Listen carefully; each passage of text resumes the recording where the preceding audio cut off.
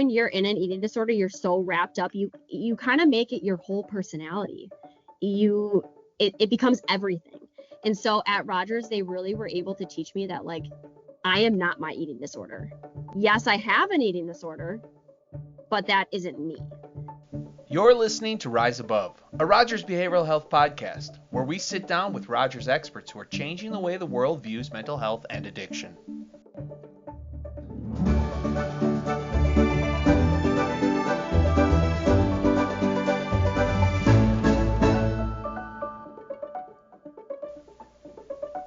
Hi there, listener. Welcome to another episode of Rise Above. Today, I wanted to talk about eating disorders. Oftentimes, the struggles that people go through when they're recovering from an eating disorder aren't really talked about too much.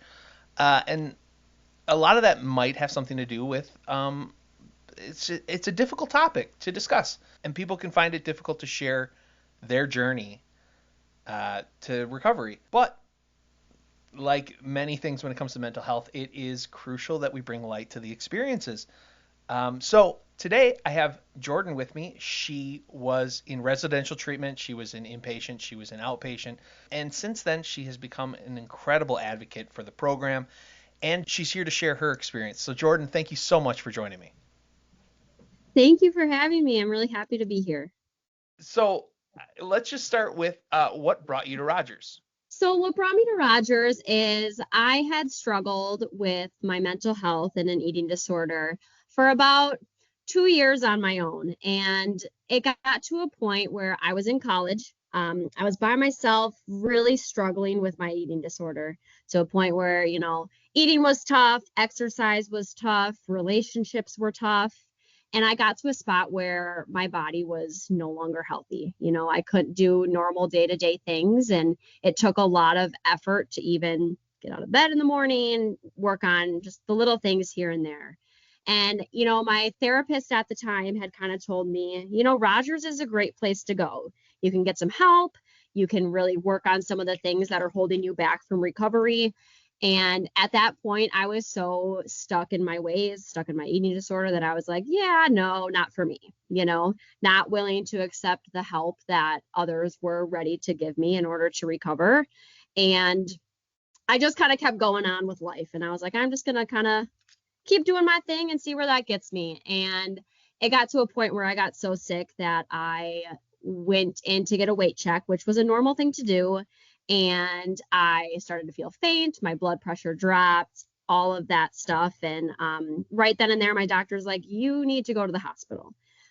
So I went to the hospital to get medically stable, and I was there for about 7 days. And while I was in the hospital, it was hard to eat. I was very, very distraught. My mental health was not in a good spot. And I knew right then and there, I'm like, I need to go straight to Rogers.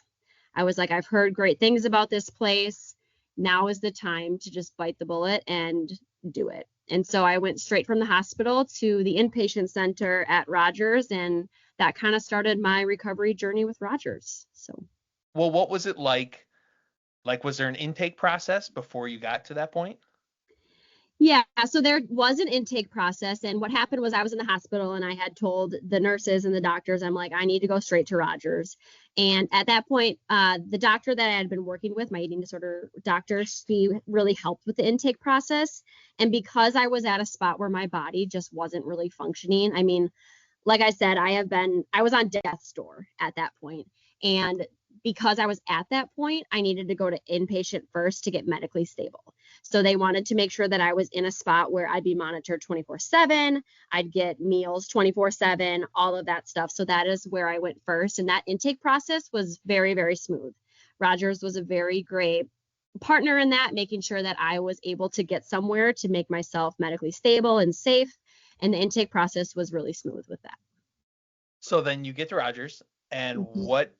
I assume the first couple of weeks are you're not working on tools or anything. You are getting stable, right? Yeah. So when I went to inpatient, it was eye-opening. I was at a point where I was ready for recovery, or so I thought I was ready for recovery. Right. And the inpatient unit at Rogers, like I said, is to get you medically stable. So the people that I was there with were in a spot where we all were so malnourished that our brains were not functioning right, our bodies were not functioning right. And it was honestly kind of like a scary place for me. It was like all of these people were at a spot where we were not healthy. And because of that, like it was hard to kind of wrap my brain around, okay, I'm ready to recover when not everyone there was. You Hmm. know, like some people's mission when they were there was just to get medically stable. And my mission was to recover. And so I had a little bit of a different experience there because I spent like 2 days in inpatient and I was like, I need to go to residential right away because I want to recover.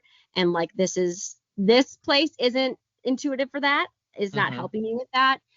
So then I went to residential right after that. And the first few weeks were tough. And when I say it's the hardest thing I have ever done in my entire life, like there's nothing that has even come close to it. It's a lot of those first few weeks. It was a lot of retraining my brain, like, hey, you need to eat. Hey, these people are here to help you. Hey, you can't be exercising all day. And it was tough. It was challenging. I was Um, gonna say, because to someone from the outside, you think, what, you just have to eat, right? But it's not that easy. no, it's not that easy. And I think that's where a lot of the stigma around like eating disorders and mental illness is, like, especially with eating disorders. It's like, okay, you have an eating disorder. Well, why don't you just eat? Right. And it's like, that's such a little part of the eating disorder. Whereas really the eating disorder is all about control. Mm. It's all about, anxiety. It's all about how you view yourself. It's body image. It's self-worth. There's so much more to an eating disorder than just eating. And I So, think that that's a huge part of like what those first few weeks is working on. and can I ask now, when you started down the eating disorder, like, can you see when it started for you?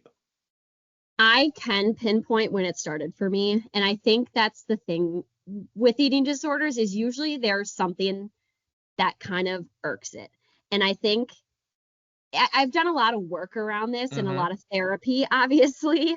And it's very interesting because there's definitely a certain personality type that is more susceptible to mental illness and to eating disorders. And it only takes something very small to like trigger that. And I think for me, I experienced two traumatic events in my life and everything felt very out of control. And so what I started to do is like, oh, I'm going to eat healthier. And when I started to eat healthier, my perfectionist brain, my OCD brain latched on. And it was like impossible to get rid of. And so, really, I was trying to control my food. I was trying to control my exercise. I was trying to control even my water at a Hmm. certain point. And really, when I was trying to control all those things, I was really losing control, right? My eating disorder was becoming stronger and stronger every day. And I think that that's what really set me off the edge. So, So then when you're in residential, it's kind of retraining your brain to not think like that. mhm. Yeah. So I like to think of it in a way of like your brain's kind of like a roadmap, right? And like after you are doing something for so long, you create these new like neural pathways, right? Hmm. And once those neural pathways are like set after a few years, it's you have to retrain your brain how to function. And I think that that's like what those first few weeks and most of my time in residential was retraining my brain like, hey, food's not the enemy, like you need food to survive, and like, hey, exercising all day, that's not normal. If you want to live like a good life, you have to retrain your brain of like how to just live. And so yes, it's a lot of retraining your brain. So what did the day-to-day residential treatment life look like? Yeah, so that's a great question. Residential day-to-day life was pretty similar. You'd wake up, you'd get your weight done, you'd get your meds, you'd have breakfast, and then you had some sort of therapy. So we had like horticultural therapy, we had art therapy, we had recreational therapy, some sort of group therapy where you really got to challenge your brain and your thoughts in ways that were creative or more like specific to certain things that you may like. And that was always really fun. I enjoyed those. And then we had lunch and afternoon activities. You had personal meetings with behavioral therapists, with nutritionists, with psychiatrists. And the days were very taxing, I will Hmm. say. They were very long, very taxing because if you think about it, you are so set in your ways that like when you are trying to retrain your brain, you are constantly working 24/7. Like you never have a moment to just like relax because you're either thinking about the next meal, you're thinking about something you worked on therapy, you're thinking about, your inner demons. Like it's never a down moment. And so I just remember being at Rogers and I was so tired all the time. Hmm. But something that really helped me in residential, and I think which is one of my favorite parts of Rogers, is exposure therapy. Hmm. And that was a game changer for me. And I think I credit that for being one of the biggest reasons that I did so well in recovery and is still something I try to do to this day, because I think there's something about facing your fears head on. And I was going to say, explain that's exposure therapy. yeah. So exposure therapy is identifying your biggest fears Hmm. and intentionally doing them in order to train your brain to be okay with that anxiety and that fear and letting your brain know that like, hey, it's okay. So for example, I carbs were like a huge fear for me. Hmm. And so what I would have to do every day is like they'd stick like bread slices in front of me and make me eat those. That is an example of exposure therapy. Or I struggled with overexercise. So they would take me to the gym, make me stand on a treadmill and just watch everyone else work out, which is terrifying and was insanely hard. But I truly think without that, like, I don't think I would have been able to be as successful in my recovery. So, oh, and why I bring this up is because a lot of your day at Rogers is filled with you doing exposure therapy Yeah. and they tailor it to your individual needs. So like you get to work on your exposures all day in your downtime. So that's why I bring up being tired because you're literally facing your demons all day. Wow. Yeah. Wow. One other thing you mentioned is group therapy. Groups. There are other people there. What is Yeah. that like? Yeah. So for me, having other people at the center was a big factor in my recovery too, because I think before I went to Rogers, I felt very alone in Hmm. my eating disorder. And I think that that's what a lot of people feel. Like if you don't know that there's other people that struggle, you feel so alone. And so when I went to Rogers, it was like, oh my gosh, there are other people here that struggle with the same thing. Like that was just kind of mind blowing to me. And so the group aspect of it definitely played an important role because we were kind of able to help each other. Like, hey, I know that that person struggles with that. I'm not alone in that feeling. And just being able to know that you're not alone in your struggles, I think is a really big part of like overcoming mental illness and being able to be in an active recovery. So I really enjoyed the group aspect of it. We did a lot of group work and I have made a lot of like friends from the treatment center that like we're still able to keep up with each other's lives and to know that like we're not alone. And so I think that that was a really big part of Rogers too. And we will be right back. Real quick, I wanted to take a moment to talk to you about WISE, the Initiative for Stigma Elimination. It unites people across the nation to support those touched by mental illness and addiction. The compassionate approach champions personal stories and powerful connections, fostering healing by reducing stigma through evidence-based practices.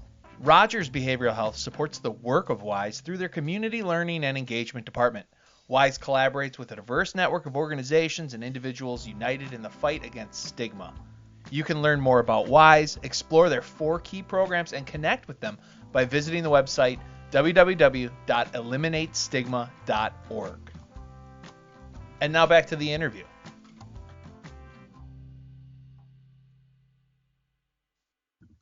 Your treatment team. What does the treatment team look like? I mean, there's a therapist.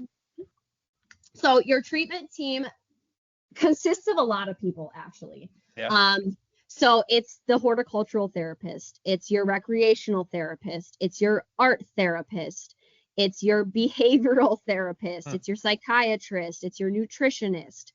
It's a huge team of people that are all kind of keeping an eye out for you and keeping an eye out for like what you're working on, what exposures you're working on. And they all kind of wrap around you and what you need. And I think that that's something cool about Rogers too, is I don't remember how often we had it, but they would meet as a team and bring you in. I think it must have been like every 2 weeks or something, just to like talk about, okay, here's where Jordan is in her therapy. This is what she's working on. Here's how we can help her. And like that was so powerful because having everyone kind of know your story, what you're working on, makes recovery so much better because you have so many more people in your corner. And I will say too, I mean, we obviously had nurses and stuff there too, RAs, and they all kind of knew stuff Mhm. too. And so having everyone on the same page was, I will say in the moment, not my favorite thing. Mhm. But now looking back, I'm like, it was so helpful. And why I say it wasn't my favorite thing, Yeah, it's because totally. like, so I had exposures where like I had to be sitting down or like I could not be moving. And I knew that if I wasn't doing that because my specific team wasn't there or whatever, someone else was going to call me on it because everyone knew. And so just having everyone know, I think makes it those exposures and that recovery even more like the ability to happen better, if you know All what I I heard mean. there was you couldn't get away with stuff. That's what I. Basically. And why I say that though is because eating disorders are so manipulative. Sure. You and I say that looking back now, like when you have an eating disorder, you're so manipulative. Lying is such a big part of it because you don't want anyone to know. And so like you will do whatever it takes to stay in your eating disorder. And I think that that's where, like, being in a recovery center like Rogers, you can't get away with stuff. And that's why it's so important to, like, go and get help when you need it because you're, whether you are able to understand it or not right now, like, mental illness, eating disorders, it's manipulative. And so, like, you have to be able to have people around you to support you in getting past that. Now, do you remember a moment where you realized that treatment was working for you? That's a great question. I I do remember a moment actually. I was really struggling with the exposure therapy at the beginning. It was really tough. I was not ready to challenge my demons, and I was, you're just thrown into it. Yeah. And I remember that there was one day I was like, I sat down to meditate, actually, was one of my exposures because I, before that, never allowed myself to rest, didn't really allow myself to sleep. And so one of my exposures was to meditate. And that included like just laying on my bed, listening to a YouTube video for 10 minutes. And I was like, before it, I was like, oh my gosh, this is going to be impossible. Like, I don't think I can sit still for 10 minutes. And I went to lay down and I did the whole 10 minutes and I felt amazing. And I'm like, oh my gosh. Like, if you would have told me 2 days ago, a week ago, a month ago, that I would have been able to lay down and meditate for 10 minutes, I would have thought you were crazy. And I think in that moment, I was like, hey, something's working. And also, I realized like my strength in that moment because I think it takes a really strong person to be able to face your fears and do them and be successful in them. And so I think that that was like, okay, hey, if I can do this, give me something else, like challenge Yeah. myself more. And that's something that I really focused on in treatment was I have always been the type of person that I want to get better. And that's something that everyone at Rogers always knew about me. Like they knew that I would put in the work to get better. And I think that that's one of my like biggest pieces of advice is like, if you want to get better, you have to put in the work. And I think that laying there meditating, I was like, hey, my work is paying off. I'm going to keep going and I'm going to take it even further. I always think about when the putting in the work thing. Yeah. Just being there doesn't mean that it's going to work. Like Yeah. you actually have to apply yourself. You have to work at it. Yeah. 100%. If you don't put in the work, nothing's going to change. And I think of the quote, it goes something like, if you want change, you have to be the change, right? Like you cannot sit there and do nothing and expect to change. And I think that like that is a huge misconception about treatment too, and treatment centers specifically. Because I will be honest with you, going into Rogers, I had this view that, hey, once I go here and I do my time here, I won't have an eating disorder anymore. Right. And that There's is not a like, magic switch. right. And that is further from the truth than ever, because the amount of people, and I saw it firsthand, there are people that go to treatment to please others, to like, tell my mom or my dad, like, hey, I'm going to treatment, I'm getting better. But if you don't do the work, you're not going to. And I will say, like, I saw this firsthand with some people who went to treatment, they got discharged, and guess what? At my same time there, they were back. Ah, So it's like you have to put in the work if you want to be better. And I think that that's just like a testament to the people that come out on the other end, if you know what I mean. so you're out of Rogers and you still have an eating disorder, right? It doesn't go away. Mm-hmm. Mm-hmm. But what did Rogers do for you that has helped you in your journey? Yeah, so a journey with an eating disorder or any mental illness it doesn't end. I mean, it's something that I will live with the rest of my life. And Rogers has taught me so much. I mean, I credit Rogers for saving my life, honestly. And one of the biggest things is they taught me how to challenge my eating disorder. And by that, I mean, I have thoughts all day long about, oh, you shouldn't eat this. Oh, you should skip this meal. You should exercise here. You should do this or that, right? But Rogers really taught me how to reframe those thoughts and question it. So be like, well, why? Why can't I do that? And kind of use reverse thinking and apply it in that sort of way. Because when you're able to challenge your thoughts and just be able to like see things for what they truly are, then you're able to like get past that, if that makes sense. And Mhm. I credit Rogers for giving me the ability to challenge my thoughts. I also was able to like be able to see myself as a separate entity from my eating disorder. And so being able to like tell the difference between my thoughts and my eating disorder thoughts, that's something that Rogers was really able to help me with and something I still use to this day. So like when a thought pops up, I'm like, oh, is that my thought or is that my eating disorder? And so being able to do that.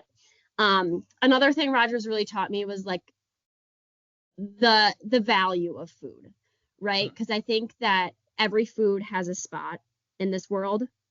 Like there's some sort of value to it, whether it's a nutritional value, whether it's like an emotional value, like it all has a value. And I think that being able to see food as just food, fuel, it's fuel, really, right? And so being able to see it that way has helped me a lot in my recovery too. So this won't go in the podcast, but Mhm. where what do Swedish fish? Where do they lie in this? Because I eat way too many of them, and I want to feel better about it. Well, you know what? So Swedish fish, and like I think like any sweet, right, serves the purpose of like it brings you joy, right? Yeah, totally. Okay.